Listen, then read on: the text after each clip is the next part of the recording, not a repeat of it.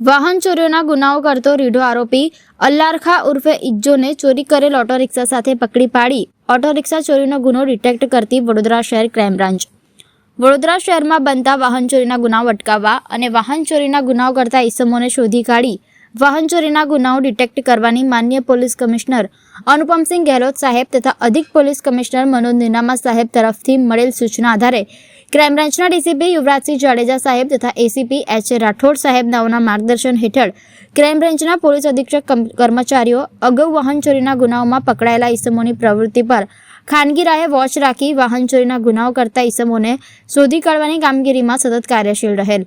Crime બ્રાન્ચના police inspector એચ.આઈ. ભાટીનાઓની ટીમના police sub inspector આર.એન. Bariya તથા સ્ટાફ મળેલ બાતમી આધારે અગાઉ વાહન ચોરીના ગુનામાં પકડાયેલા રીઢો ચોર ઇસમ નામે અલ્લારખા ઉર્ફે ઇજો રફીકભાઈ શેખ રહે મદાર મોહલ્લો યાકુતપુરા વડોદરાને શંકાસ્પદ ઓટો રિક્ષાની સાથે પકડી પાડી.